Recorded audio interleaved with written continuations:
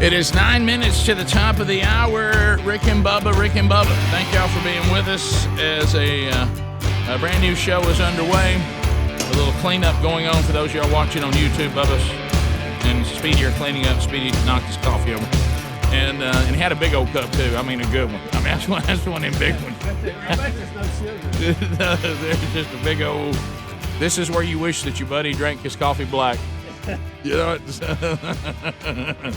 They're doing the cleanup over there. All right, so we were just talking about odd things, and hunted 411 and DB Cooper's anniversary today of the attempted hijack and all this. And so Greg started talking about it in the break, and Bubba said, "Were you familiar with the story too? The Monolith thing?" Monolith. Yeah, I saw it on the news yesterday. It looks, if you're familiar with the movie 2001 A Space Odyssey, okay, where this monolith kept showing up every time that civilization advanced a click, and they have found one out in the desert, out in the middle of nowhere. Was it Arizona? So Greg, Utah. So Greg, what happened here? It's, first of all, I'm going to be the first to admit I had to look up what monolith meant. I really didn't know. It's like a pillar, like you see Stonehenge and all Greg, that. I'll do the story here. It's believed wait, Greg, Bubba's got the story, but it's covered in coffee. That's true. So that's the most coffee ever spilled on the show. Here's the deal: it's in a very remote area, and it's made out of metal. It's out, and it's marble looking, isn't it? Yeah, it's metal, and it's out in the middle of a very, very isolated area. In fact, Look the people, at that, the conservation people were out counting sheep from a helicopter when they saw it. So it's not like you got any roads or anything close to it. It's out in the middle of nowhere. All right, Adler's showing and it's them. obviously man-made. We don't know how it got there. That's the thing. Man-made, Greg? Well, but somebody placed it there. Now you can decide whether that's man something, or alien. Someone. Look at it, Rick. Look. What does it mean? But the key here is, guys, this is in the middle of nowhere.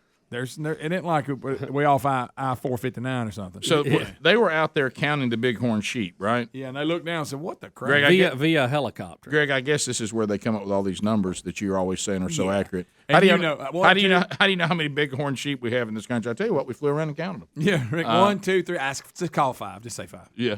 So the is that whose billfold is that? That's mine. I think I got that. He said, Rick, it's about the pilot said it's the strangest thing you've come across in all his years of flying. Now wait a minute. So let's say that again. It's the strangest thing he's come across. It's 10 to 12 feet high, and you can see it if you're watching on YouTube. He showed it to us, and it's obvious this was placed out here by, someone. Greg. Now my first deal is this.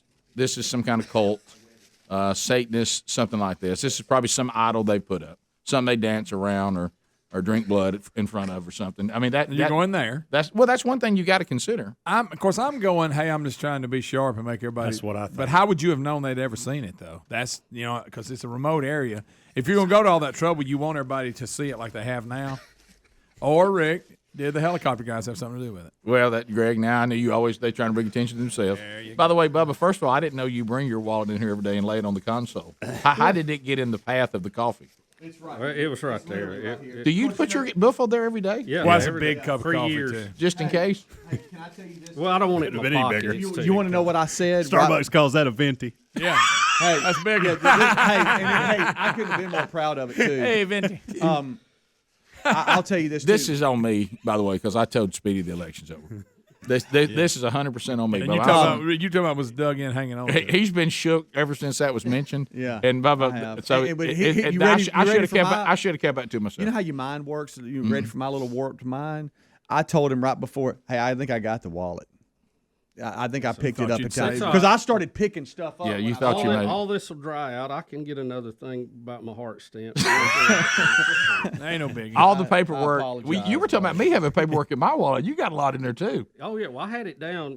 Well, I mean, you did. It's brown now. Bubba, you don't anymore. Unless, hey, good news, Bubba. Every time you've got your wallet, you're gonna smell coffee, and the smell of coffee. Well, it doesn't smell bad. That's Speedy just said he's never having coffee again. No, Speedy, you're not. Bubba, Speedy, you know what happens when somebody spills? You're not allowed. know why I got to punish Speedy. That's what I mean. You're not allowed to. I think he's proven he's Please not responsible enough to have coffee. He's not. Please look at the stories of the day. Yeah. Bubba's stack. Please look how much coffee's on it. I mean, it's nice. I emailed these floated away. It's all good. Rick kind of mad about it. I was trying so hard to have a good attitude about it. But it's hard. And I love his heart on this because he does react in these situations different than most people in a good way. Yeah. I will never forget. We went to the farm one day. It's okay. This was like 8 years ago.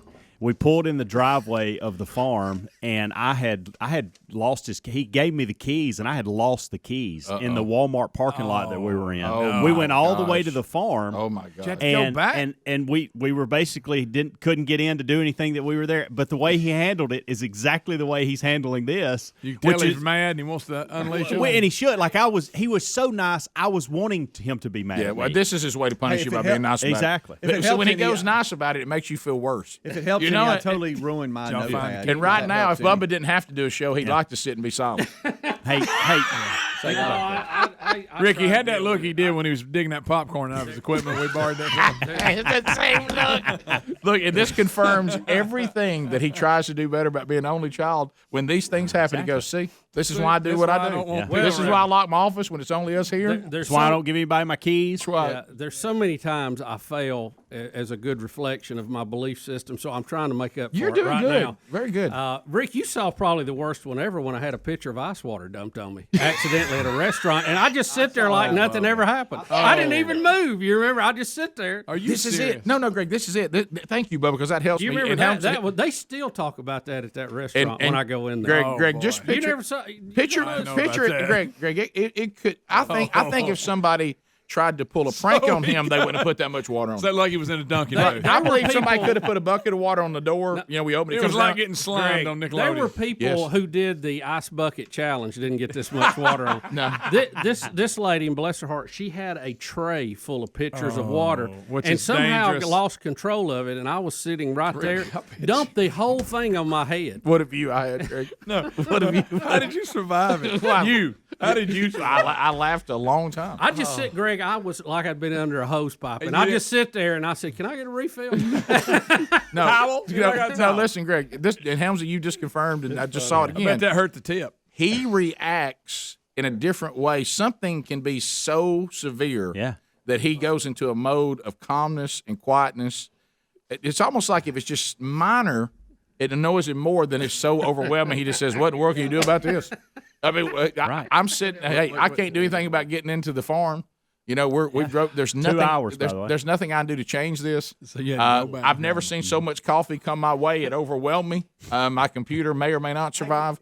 And then hey, they've dumped I saw a few sparks over there in the keyboard. I don't know if that's good or not. How about this? They've dumped so much water on me, I can't even get upset. I can't believe they dumped. It's almost like a little bit would annoy you, but that was so much you just got. How many times can you say you're sorry where it's too many? Because I don't know if I. The good news is I needed to clean my wallet out anyway.